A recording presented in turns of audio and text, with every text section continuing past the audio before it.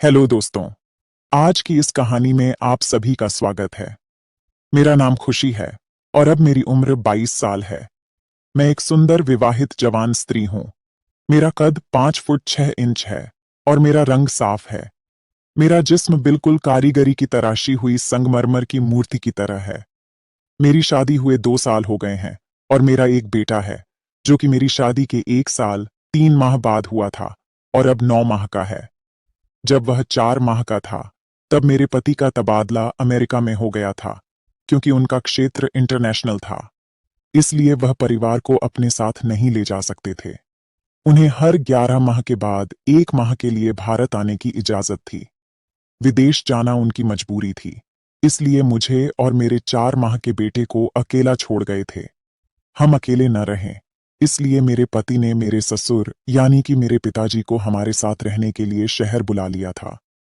मेरे ससुर जब हमारे साथ रहने के लिए आए तब उनकी उम्र 48 साल की थी। वह हमसे अलग गांव में रहते थे। मेरी सास की मृत्यु 1.5 साल पहले हो गई थी और पिछले 1 साल से ज्यादा वहीं पर गांव में अकेले ही रहते थे। पापा जी आर्मी में मेजर रह चुके थे और रिटायर्ड होने के बावजूद वह बहुत फुर्तीले थे। आर्मी में आर्मी के तौर तरीके और तहजीब वह अभी तक नहीं भूले थे। गांव में रहने और खेतीबाड़ी करते तथा गांव के शुद्ध वातावरण के कारण उनका शरीर बहुत ही गठीला था और इस आयु में भी वह एकदम 28-30 साल के जवान लगते थे। पहले जब भी वह अपने सासू माँ के साथ हमारे घर आकर रहते थे तो मेरी पड़ोस ने उन्हें मेरे पति के बड़े भाई ही समझती थी। पति के जाने के बाद पिछले 7 माह से वह हमारे साथ ही रह रहे थे। पढ़े लिखे होने के कारण उनका उठना बैठना और पहनावा भी शहरवासियों जैसा है। इसलिए मेरे साथ घर में बहुत जल्दी एडजस्ट हो गए थे। घर के काम और बच्चों की देखभाल में मेरा हाथ बटा देते थे। मुझे और मेरे पति को करना बहुत पसंद है और शादी के बाद कई दिन तक हम ऐसा नहीं था कि हम अब मेरे पति को अमेरिका गए हुए लगभग 7 माह हो चुके थे और इन 7 माह में पहले 2 माह तक मुझे एक बार भी क्रिकेट खेलने को नहीं मिला। इसलिए मैं इतनी बेचैन रहती थी और सारा दिन तड़पती रहती थी, पर कोई भरोसे का नजर नहीं आता था।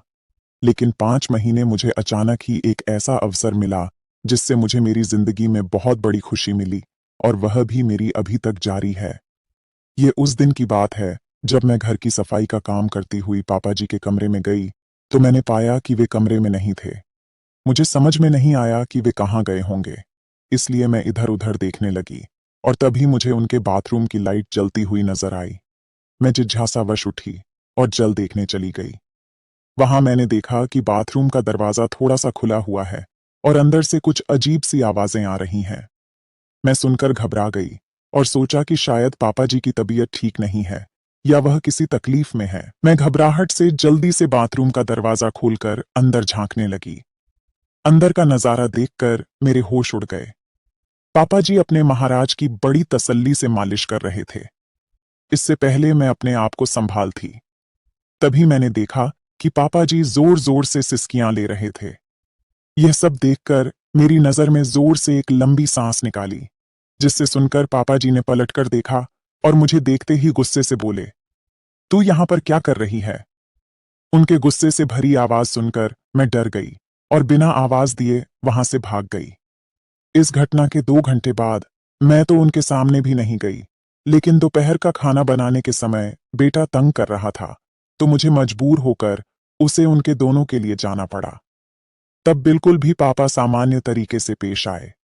इससे मेरी जान में जान आई और मैं भी उनके सामने आने जाने लगी तथा सामान्य तरीके से व्यवहार करने लगी। लेकिन उस घटना के बाद अगले दिन भी मैं उस नजारे के बारे में सोचती रही। अगले दिन रात को सोने के समय मेरा बेटा बहुत रोने लगा। जब वह चुप नहीं हुआ तो मैं उसे पापा जी के कमरे में ले गई और उन्हें देकर उनसे चुप करवाने का आग्रह किया। पापा जी ने गोद में लिया और मुझे तेल लाने को कहा। मैंने उन्हें तेल लाकर दिया तो उन्हें मेरे बेटे के पेट पर तेल मलना शुरू कर दिया। कुछ ही देर में बेटा चुप होकर उनकी गोदी में सो गया। पोते को दादा के पास छोड़कर मैं अपने कपड़े बदलने चली गई। तभी मेरे दिमाग में योजना आई कि अगर मैं पापा जी को अपनी झलक दिखलाऊं तो शायद कुछ बात बन जाए। अपने सारे कपड़े चेंज करके अपने गुलाबी रंग का पारदर्शी सा नाइट सूट गाउन पहना। फिर बेटे को पापा जी के कमरे में लेने के लिए गई। पापा जी ने मुझे उन कपड़ों में देखा और एक टक देख ही रहे थे। उनकी आंखों की चमक बता रही थी कि वह मेरे बिछाए हुए जाल में फंस जाएंगे। मुझे सिर्फ कुछ इंतजार करना पड़ेगा। जब मैंने पापा जी से बेटे को लेने के लिए हाथ बढ़ाया, तो वह उन्हें देखते ही एकदम स्थिर हो गए। मैंने कहा, पापा जी, यह सो गया है। लाइए, मैं इसको बिस्तर पर सुला दूं। तब हड़बड़ाकर उन्होंने कहा, यहीं यह अभी-अभी सोया है, कच्ची नींद में है, इसलिए इसे अभी यहीं रहने दूं। मैं हाँ करती हुई अपने कमरे में चली गई। मुझे नींद नहीं आ रही थी, इसलिए मैं बहुत देर तक ऐसे ही करवटें बदलती रही। तभी मुझे याद आया कि मैंने बेटे को दूध पिलाया ही नहीं। मैं उठी और पापा जी के कमरे में गई, तो पाया कि वह भी सो गए हैं। तब मैंने मन में आया कि मैं भी इसी कमरे में सो जाती हूँ, क्योंकि बेटा भी इसी कमरे में सोया हुआ है, और मैं उनके साथ वाले बेड पर लेट गई। बेटे को अपने पास खींचा और इतने में पापा जी की नींद में ही करवट बदली और सीधे होकर सोने लगे। मेरे बेटे का पेट भर चुका था, लेकिन मुझे नींद नहीं आ रही थी। मैंने बच्चे को अलग से सुला दिया और वहीं बैठकर पापा जी को निहारती रही। मैंने महसूस किया कि मैं क्रिकेट खेलकर जिंदगी का मजा चाहती हूँ। मैं अपना अकेलापन दूर करना चाहती हूँ, अपनी भूख मिटाना चाहती हूँ।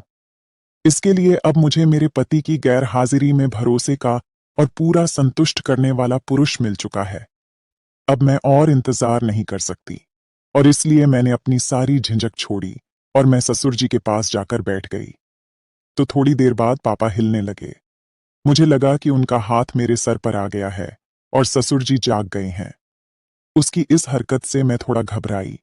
मेरी हालत पतली हो गई थी, मेरी सांस उखड़ रही थी। फिर मैंने हिम्मत नहीं छोड़ी। करीब 1 घंटे के बाद पापा जी का हाथ मेरे सर से हटा और नीचे आ गया। उनकी इस हरकत से मैं बहुत ज्यादा प्रसन्न हुई। मुझे अभी मजा आना शुरू ही हुआ था कि पापा जी उठकर बैठ गए और उनकी नींद खुल गई थी। उन्होंने मुझे झटके के साथ अलग कर दिया। फिर उन्होंने उठकर एक लाइट जलाई और वह कच्चे होकर मुझे देखने लगे। मैंने जवाब दिया, पापा जी, मैं तो वही कर रही थी जो आप चाहते थे। पापा बोले, मैंने ऐसा करने को कब कहा है? तुम्हें ऐसा नहीं करना चाहिए था और माफ कर देना चाहिए था। पापा जी फिर बोले, मैंने आज तक आपको कोई भी आदेश का इशारा कभी नहीं टाला, तो मुझे कैसे मना मानती?